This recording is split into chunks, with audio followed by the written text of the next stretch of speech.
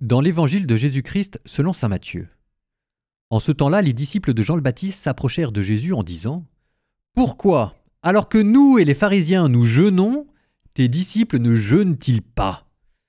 Jésus leur répondit : « Les invités de la noce pourraient-ils donc être en deuil pendant le temps où l'époux est avec eux ? Mais des jours viendront où l'époux leur sera enlevé. Alors ils jeûneront. »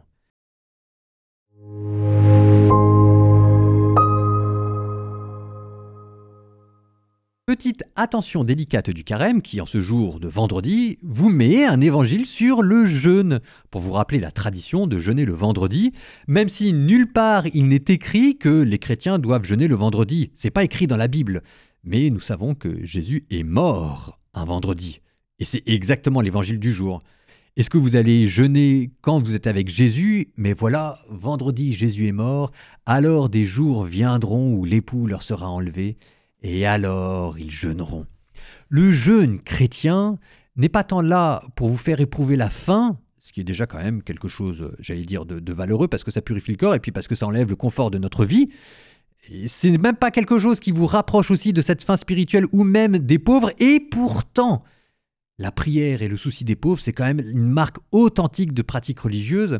Mais le jeûne chrétien a aussi ceci de particulier qu'à travers la faim, à travers l'absence de confort, à travers votre estomac qui gargouille, ça vous rappelle que Jésus n'est pas là. Ça vous rappelle que ce grand jour qui marque l'espérance chrétienne, c'est le jour où le Christ reviendra dans la gloire. Et, honnêtement, qui parmi vous attend ce qu'on appelle la parousie, le jour où le Christ reviendra dans la gloire pour instaurer le jugement dernier et instaurer la vie éternelle ? Soyons honnêtes, il n'y a pas beaucoup de personnes qui parmi nous attendent ce jour avec impatience. Eh bien en fait, c'est pour ça que vous jeûnez.